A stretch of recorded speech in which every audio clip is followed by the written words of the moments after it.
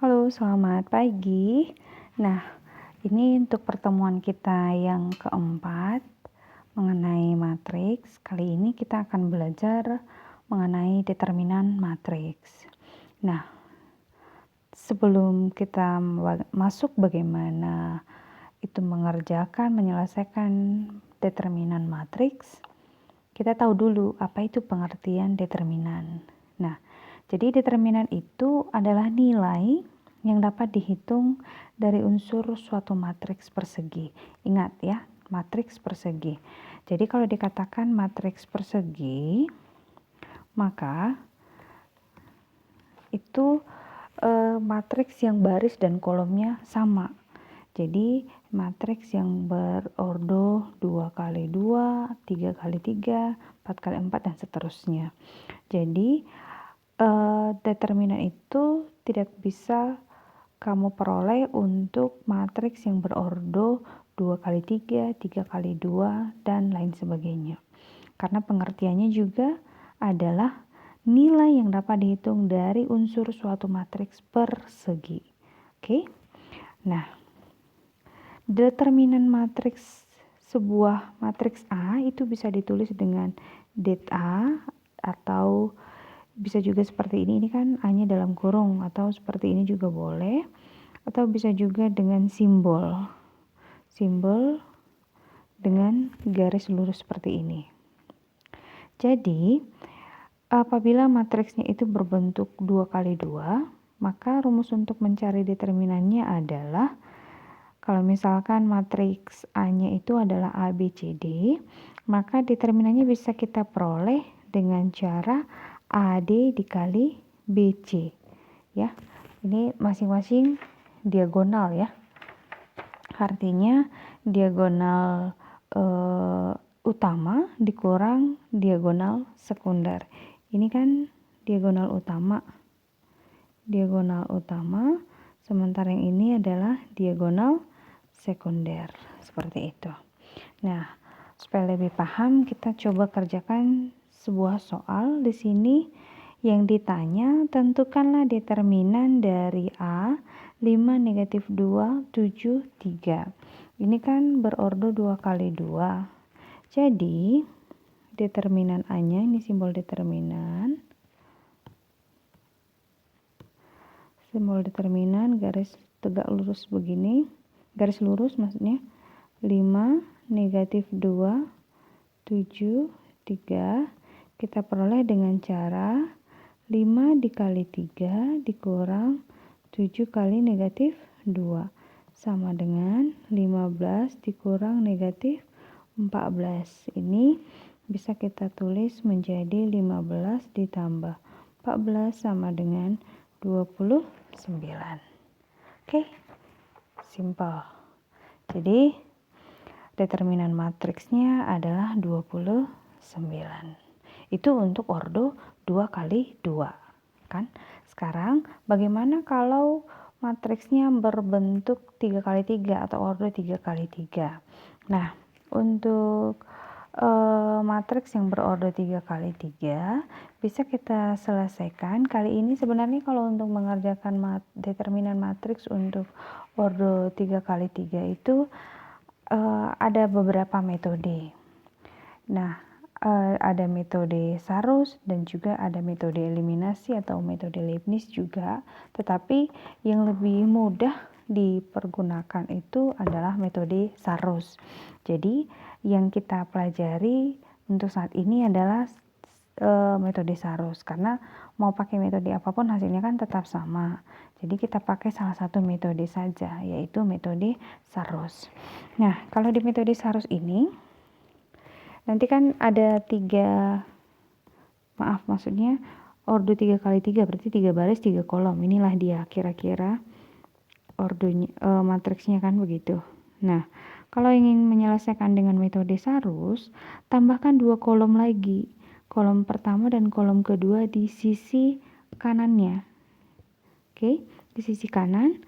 Maka ini bisa kita buat, maka di sini kan jadi ada tambah 2 kolom, yaitu A11, A21, A31, kemudian A12, A22, A32.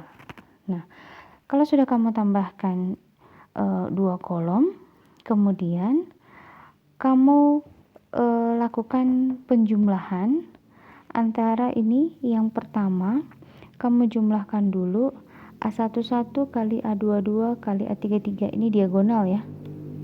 Jadi bisa kami buat begini. Ini sudah ada ya warnanya. Ini aja. Nah, ini dia. Nih, A11, A22, A23 ditambah A12, A23, A31 ditambah A13, A21, A32. Sudah? Dikurang. Tadi kan dari atas ke bawah, sekarang dari bawah ke atas ini. Ini dia. A31, A22, A13 tambah A32, A23, A11 ditambah A33, A21, A12. Supaya lebih paham, kita coba mengerjakan ini. Di sini ada sebuah contoh soal. Sini tentukanlah nilai determinan matriks A 7, 3, 8, 4, 2, 5, 9, 6, 1 dengan metode Sarus. Oke, kita buat di lembaran yang baru saja karena ini agak panjang. Bukan sulit ya, tapi harus teliti.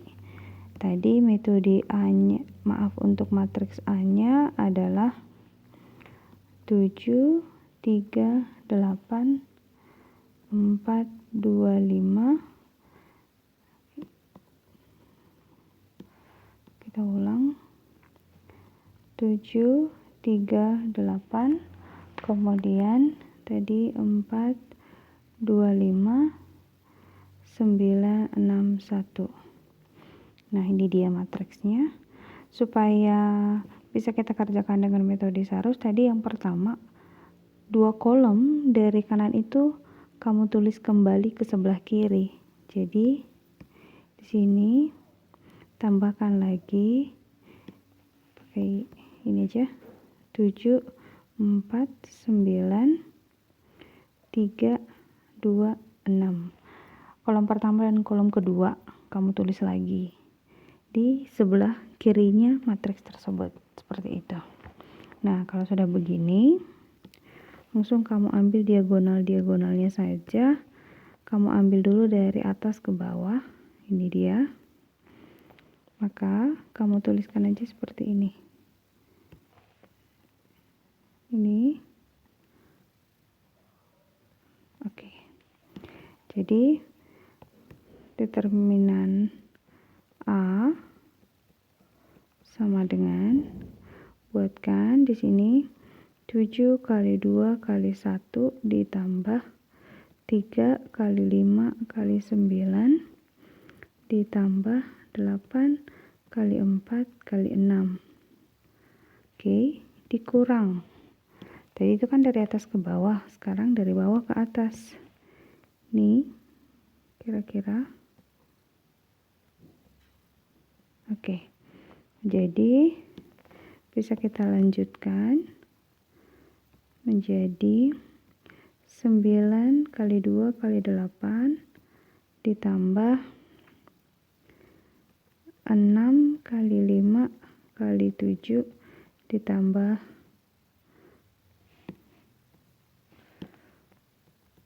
1 kali 4 kali 3. Oke. Kemudian kita selesaikan. 7 kali 2 kali 1 itu kan 14 ditambah 3 kali 5 itu 15. Kemudian 15 dikali 9 itu berapa? 15 kali 9 itu adalah 135 kan? Ditambah 8 kali 4 32. 8 kali 4 32 kali 6, maka hasilnya adalah 192. Oke, dikurang 9 kali 2 18.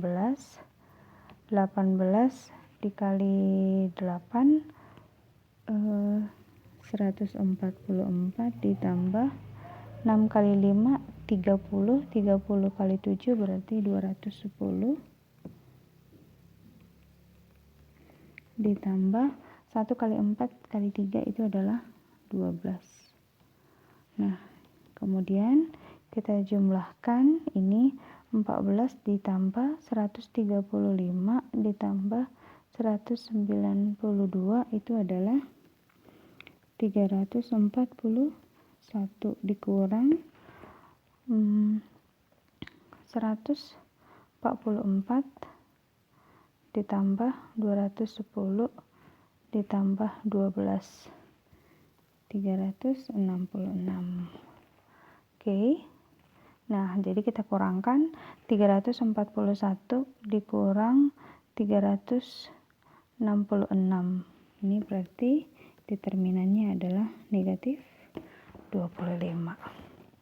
Nah, itu dia kalau untuk ordo 3 kali 3 dengan metode Sarus.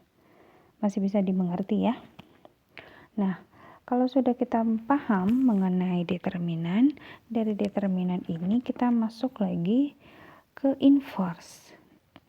Untuk inverse matriks ini sebenarnya ada juga untuk inverse matriks ordo 3 kali 3 juga ada.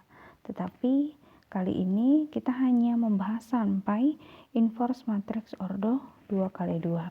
Tetapi sebelum kita sampai ke ordo 2 kali 2, kita tahu dulu apa sih itu inverse matriks seperti itu. Jadi, inverse matriks itu adalah sebuah kebalikan atau inverse. Inverse itu artinya kebalikan dari kedua matriks di mana apabila matriks tersebut dikalikan menghasilkan matriks persegi. Atau dalam kurung A kali B itu sama dengan B kali A itu sama dengan I. I itu artinya matriks identitas. Ingat lagi kemarin kita sudah belajar jenis-jenis dari matriks, ada itu matriks identitas. Sudah tahu bentuknya apa, bagaimana yang disebut dengan sebuah matriks identitas. Nah, simbol dari inverse matriks itu adalah pangkat negatif 1 di atas hurufnya. Jadi, kalau seperti ini membacanya A inverse, ini juga membacanya B inverse. Oke. Nah, rumus inverse matriks ordo 2 kali 2 itu dapat dinyatakan sebagai berikut. Misalnya, kalau matriks A-nya A, B, C, D, maka inverse dari matriks A itu adalah 1 per A kali D dikurang BC dikali matriks D kali negatif B negatif C A, seperti itu. Dengan catatan determinan A tidak boleh sama dengan 0. Nah, determinan apa hubungannya tadi dengan determinan? Ini kan sebenarnya kan rumus determinan. Karena rumus determinan dari ordo 2 kali 2 itu kan adalah ini AD dikurang BC. Jadi, di inverse ini bisa saja kita buat menjadi 1 per determinan A. Kan begitu nih, karena ini sebenarnya rumus determinan. 1 per determinan A dikali D negatif B negatif C A. Ini bagaimana mengingatnya? Ingat saja kalau misalkan matriks asalnya adalah A, B, C, D, maka yang A dengan D itu saling bertukar tempat, yang D menjadi di atas, yang A ke bawah, yang B dan C itu posisinya tetap, tetapi menjadi berubah negatif, dinegatifkan seperti itu, atau dikali negatif seperti itu. Oke, jadi inverse dari sebuah matriks ordo 2 kali 2 itu bisa diperoleh dengan catatan bahwa determinannya tidak boleh 0 gitu. Kalau hasil determinannya 0 berarti itu tidak ada inverse-nya. Nah, supaya lebih paham, kita coba kerjakan. Carilah inverse dari A sama dengan matriks A sama dengan 4, 2, 1, 1. Jadi kita langsung tulis saja seperti ini. A inverse sama dengan 1 per AD. AD ini kan sebenarnya A, ini B, ini C, ini D, kan begitu. Berarti AD berarti 4 kali 1 dikurang BC. 1 kali 2 dikali A dan D itu saling bertukar tempat. Kalau di sini 4, ini 1, maka dia di sini menjadi 1, di sini 4, kan begitu. B dan C posisinya tetap, tapi dia dikalikan dengan negatif, maka dia menjadi negatif 2, dan di sini menjadi negatif 1. Maka bisa kita selesaikan. Kita lanjut sama dengan 1 per 4 kali 1, 4 dikurang 2, dikali 1, negatif 2, negatif 1, 4. 4 dikurang 2 itu adalah 1 per 2. 1 per 2 dikali 1, negatif 2, negatif 1, 4. Nah, oke, bagaimana menyelesaikannya ini? Oke, kita ulang lagi. Tadi di sini sama dengan setengah. Di sini tadi 1, ini 4, negatif 2, negatif 1. Pas kan? 1, negatif 2, negatif 1, 4. Oke.